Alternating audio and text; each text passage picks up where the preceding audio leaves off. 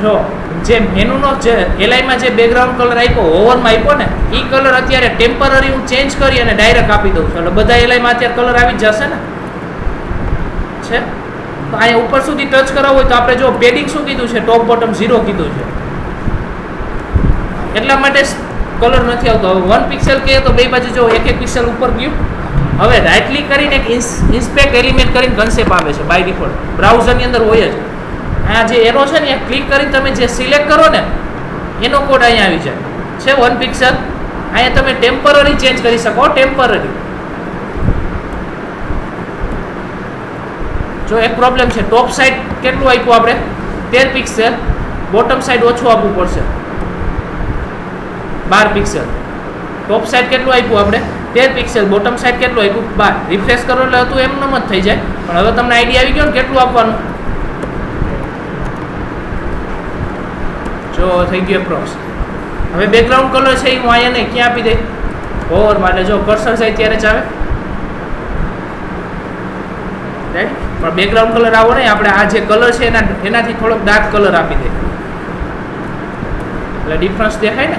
Minor જ change કરાવવાળા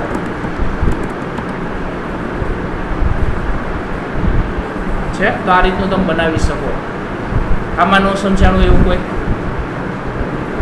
right okay. હજી આગળ હજી મેનુમાં જ બાકી છે. આટલું થઈ ગયું આટલું બનાવતો આવડી જશે બધાને. પહેલાં સિમ્પલ બાજુ ગોઈઠું પેડિંગમાં જઈને છોડ્યું. હવે સબ મેનુ બનાવતા શીખવું છે. સબ મેનુ એટલે ગેલેરી ઉપર કર્સર જાય ત્યારે ખબર હશે ગેલેરીનું સબ મેનુ ખુલતા હોય તો એક વસ્તુ ખાસ અહીંયા ધ્યાન આપજો એનું સ્ટ્રક્ચર શું છે એ જોઈ લો. ગેલેરીની અંદર સેટ કરવું છે એટલે શું કરવાનું એ ધ્યાન આપો. પહેલાં ગેલેરી નામનો જે એલઆઈ છે ને એન્કર ટેગ પૂરો કરી દેવાનો. એલઆઈની અંદર પાછો યુએલ ટેગ લઈ લેવાનો હંમેશા. પહેલાં કયો ટેગ લેવાનો યુએલ એની અંદર પાછો એલઆઈ ટેગ પાછો એન્કર ટેગ જે લઈ છે એ જ રીતે.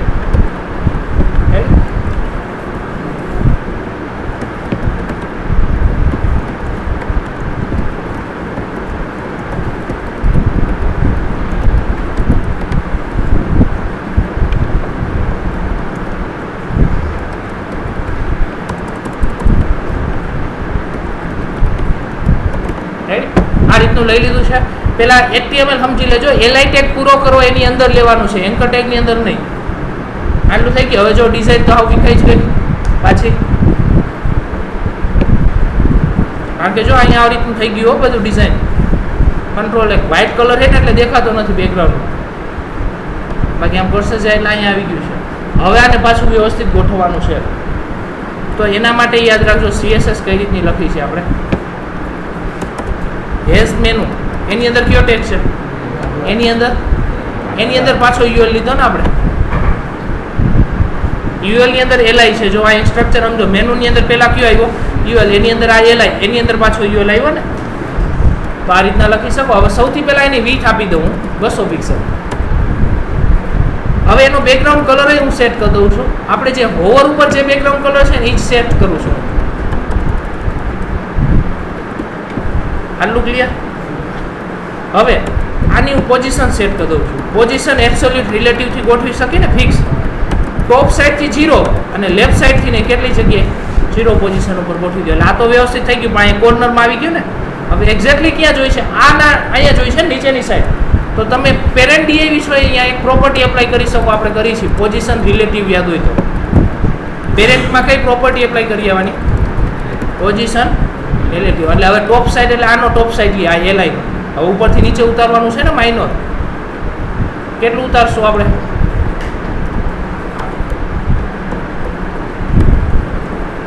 48 પિક્સેલ. શું કામ 48 પિક્સેલ?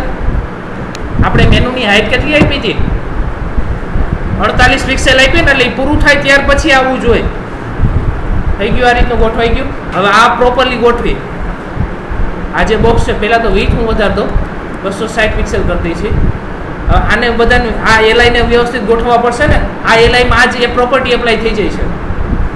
આ ઉપરની પ્રોપર્ટી હોય આ એલઆઈમાં એપ્લાય થઈ જાય છે. તો એના માટે પાછી અલગ પ્રોપર્ટી લખવી પડશે કે મેનુની અંદર કયો ટેગ છે યુએલ એની અંદર એલઆઈ એમાં યુએલ પાછો એની અંદર એલઆઈ.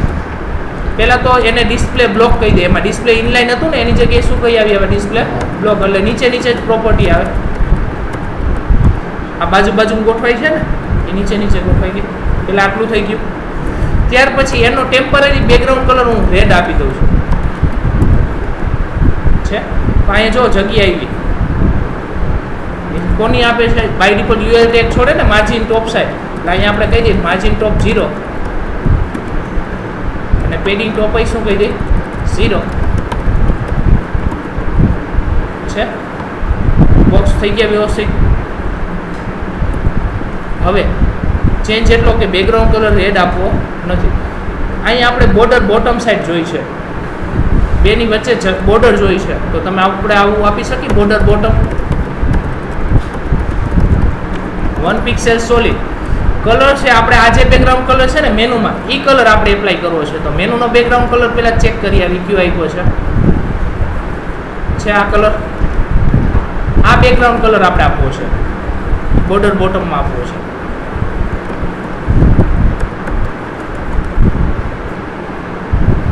થઈ ગયું સબ મેનુ ગોઠવાઈ ગયું પ્રોપરલી.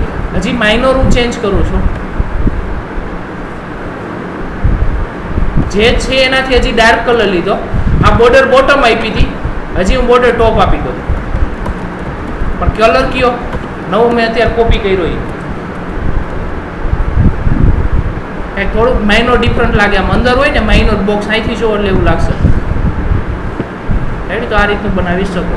હવે આગળની પ્રોસેસ કરી છે કે પહેલાં તો આ બોક્સ દેખાવું જ ન જોઈએ ને, તો ડિસ્પ્લે નન એટલે બોક્સ દેખાય નહીં. એટલે જો હાઈડ થઈ ગયું, કર્સર જાય ત્યારે ડિસ્પ્લે થવું જોઈએ. તો કેની ઉપર કર્સર જાય ત્યારે ડિસ્પ્લે થવું જોઈએ કે મેનુની અંદર યુએલમાં એલઆઈ ઉપર કર્સર જાય. એટલે આ એલઆઈ થયો ને, એલઆઈ ઉપર કર્સર જાય ત્યારે હોવર ઉપર કયો ડીઆઈવી દેખાવો જોઈએ એની અંદરનો એલઆઈ ને, તો સ્પેસ મૂકી શું લખી શકો તમે યુએલ. શું કહી દે ડિસ્પ્લે બ્લોક. નન એટલે હાઈડ થઈ જાય ને બ્લોક એટલે દેખાય.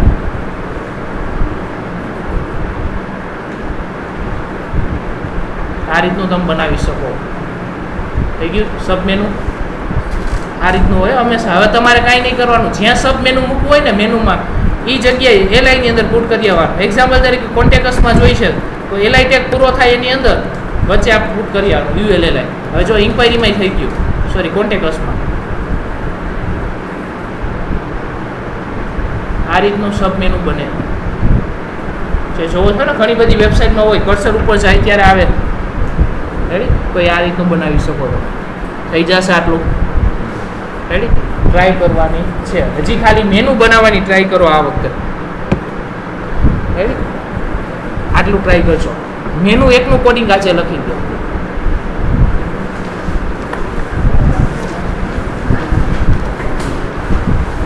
તમે ખાલી આટલું જ લખો. મેનુથી ડીઆઈવીથી સ્ટાર્ટ કરો ને મેનુનું જ કોડિંગ હું તમને હું દેખાડું છું કેટલું લખવાનું થશે. મેનુ ડીઆઈવીથી સ્ટાર્ટ કરવાનું છે.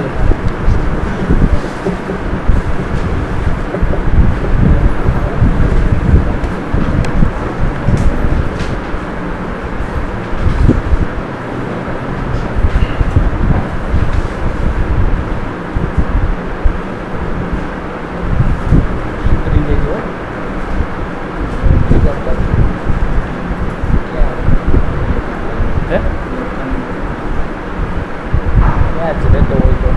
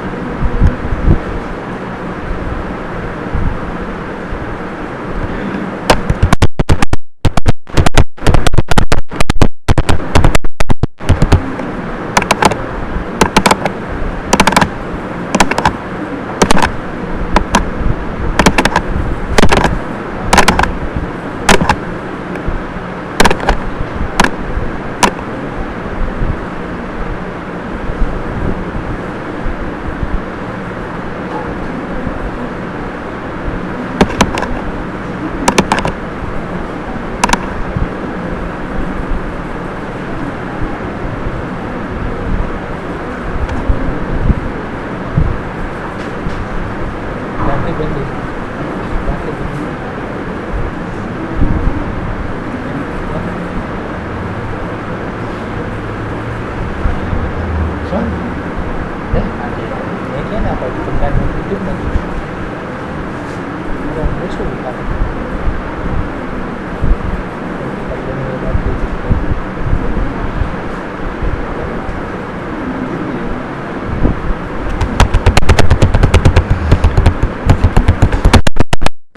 એક જ મિનિટ વિડીયો રેકોર્ડિંગ સ્ટોપ કરી દઉં છું.